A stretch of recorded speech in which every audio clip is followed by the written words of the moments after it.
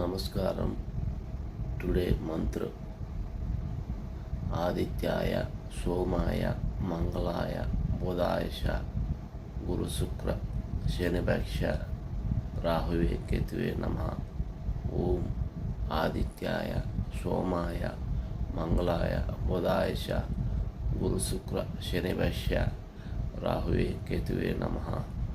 ఓం ఆదిత్యాయ సోమాయ మంగళాయ బుధాయశ గురు శుక్ర శని భష్య రాహువే కేతువే నమః.